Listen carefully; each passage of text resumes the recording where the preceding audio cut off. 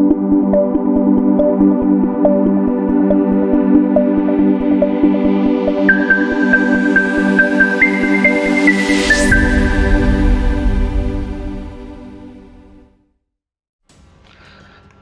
दोस्तों, भारतीय जनता पार्टी ने अपनी दूसरी सूची विधानसभा चुनाव के लिए घोषित कर दी है। इस लिस्ट के आने के बाद राजनीतिक चर्चाएं गर्म हो चुकी है और हर चौराहे, हर गली में इस लिस्ट को लेकर खासी चर्चाएं हैं, क्योंकि इस लिस्ट में सबसे बड़ी बात है कि भारतीय जनता पार्टी ने अपने वर्तमान 3 केंद्रीय मंत्री समेत कुल 7 सांसदों को इसमें टिकट दिया है और एक राष्ट्रीय महासचिव कैलाश विजयवर्गीय को भी इस बार विधानसभा चुनाव में उतारा जा रहा है। सबसे बड़ी बात यह है कि आखिर भारतीय जनता पार्टी को इसकी ज़रूरत क्यों लगी कि वर्तमान सांसदों को विधायक का टिकट देकर मैदान में उतारना पड़ रहा है। क्या इस बार भारतीय जनता पार्टी को राह मुश्किल नज़र आ रही है, या फिर भारतीय जनता पार्टी इस बार प्रदेश में नेतृत्व परिवर्तन करने की ओर जा रही है? दोनों संभावनाएं अपनी अपनी जगह हमें सही नज़र आती है, लेकिन हम इसका विस्तृत विश्लेषण करेंगे कि आखिर क्यों भारतीय जनता पार्टी ने वर्तमान के 7 सांसदों को टिकट दिया, जिसमें 7 में से कुल 3 तो मंत्री है, जिनमें से 2 कैबिनेट मंत्री और 1 मंत्री है। और राष्ट्रीय संगठन महासचिव कैलाश विजयवर्गीय को भी इस बार इंदौर विधानसभा 1 से टिकट दिया गया है। राजनीतिक गलियारे में चर्चा जोरों पे चल रही है कि इस बार कैलाश विजयवर्गीय का मुख्यमंत्री बनना तय माना जा रहा है। हालांकि ये रूमर्स हैं, ये जो मार्केट में राजनीति के जानकार लोग बात कर रहे हैं उसके आधार पर हम ये बात कह रहे हैं, लेकिन इस बात से इनकार नहीं किया जा सकता है कि इस बार भारतीय जनता पार्टी नेतृत्व परिवर्तन की ओर देख सकती है। कल भोपाल में प्रधानमंत्री नरेंद्र मोदी ने अपनी पूरी आम सभा में कांग्रेस के ऊपर हमला किया, लेकिन उन्होंने बहुत कम बार मुख्यमंत्री या उनकी योजनाओं का जिक्र किया, जो कि अपने आप में एक बहुत बड़ी बात थी। जबकि शिवराज सिंह चौहान पिछले 1 साल में काफ़ी ऐसी योजनाएं लाई जिनका जिक्र प्रधानमंत्री द्वारा किया जा सकता था, लेकिन प्रधानमंत्री ने इनका जिक्र ना के बराबर किया, पहली बात। और दूसरी बात कि एंटी कम्बेंसी मुख्यमंत्री के साथ नज़र आ रही है। कई सारे पॉलिटिकल सर्वेस हम देख चुके हैं, कई सर्वेस में नज़र आ रहा है कि इस बार शिवराज सिंह चौहान की लोकप्रियता कम हुई है। इस हेतु हो सकता है कि इनका बुधनी से टिकट इस बार ना हो। जी हाँ,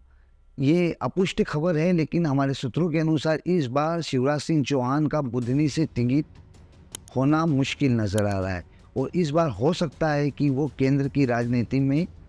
चले जाएं और वहाँ उन्हें कृषि मंत्रालय जैसा महत्वपूर्ण विभाग दिया जा सकता है, क्योंकि वर्तमान में कृषि मंत्री रहे नरेंद्र सिंह तोमर इस बार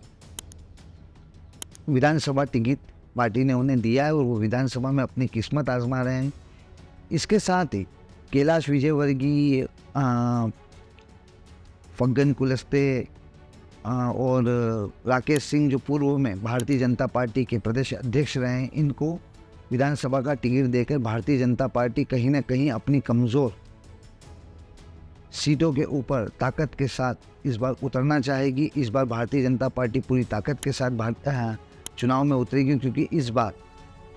कई सारे सर्वे उन्हें हारता हुआ दिखा रहे हैं। इन सभी सीटों का एक निजी समीकरण निकालें तो यह कहीं न कहीं नेतृत्व परिवर्तन या फिर केंद्रीय मंत्री जो थे उनको हो सकता है यहाँ पर नेतृत्व मिल जाए और यहाँ के जो मुख्यमंत्री थे वो केंद्र में जाए। ऐसी संभावनाओं से इनकार नहीं किया जा सकता है इस लिस्ट को देखने के बाद, क्योंकि कैलाश विजयवर्गीय जब हरियाणा से लगाकर तो पश्चिम बंगाल के प्रभारी रहे, भारतीय जनता पार्टी में कद्दावर नेता माने जाते हैं और केंद्र की राजनीति में संगठन में इस बार सक्रिय भी रहे हैं। ऐसी स्थिति में अचानक ही उनको इंदौर विधानसभा 1 से टिकट देना, जहां पर कांग्रेस के काफ़ी समय से लगातार जीत रहे शुक्ला उम्मीदवार है, अब इतने मजबूत उम्मीदवार के सामने अगर कैलाश विजयवर्गीय जैसे उम्मीदवार को भारतीय जनता पार्टी उतार रही है तो हो सकता है उसका प्रभाव पूरे मालवा निमाड़ क्षेत्र में हमें देखने को मिले, क्योंकि इस पूरे क्षेत्र में कैलाश विजयवर्गीय की लोकप्रियता किसी से छिपी नहीं है। और संजय शुक्ला जो कांग्रेस के विधानसभा 1 से लगातार जीत रहे हैं, उनके लिए भी इस बार राह आसान नहीं होने वाली है। उसी तरीके से हम अगर नज़र डालें तो इन जितनी भी विधानसभा सीटों के ऊपर टिकट घोषणा हो रही है, हर बार एक नंबर हमें सामान्य दिखा। पहली बार जब घोषणा हुई थी तो 39 उम्मीदवार थे जिनकी घोषणा हुई थी, और दूसरी लिस्ट के अंदर भी 39। ये नंबर भी एक चौंकाने वाला है, क्योंकि हर बार भारतीय जनता पार्टी कुछ न कुछ ऐसा ज़रूर करती है जिससे लोगों को सोचने पे मजबूर हो जाते हैं लोग कि आखिर ये अंक गणित क्या है। और इस बार नरेंद्र मोदी, अमित शाह लगातार, जैसे राजस्थान में अभी नरेंद्र मोदी जी ने काफ़ी सभाएं की, क्योंकि वहाँ पर भी उनको लग रहा है कि कहीं ना कहीं भारतीय जनता पार्टी कमज़ोर हुई है। और अमित शाह लगातार भोपाल इंदौर आते रहे हैं। संगठन के अंदर काफ़ी बदलाव में आने वाले समय में नज़र आ सकते हैं। लेकिन फ़िलहाल इतना कहा जा सकता है, लिस्ट के आने के बाद जिस तरीके से इस लिस्ट को बनाया गया और जारी किया गया है, इससे ये निश्चित ही हम अनुमान लगा सकते हैं कि इस बार हो सकता है कि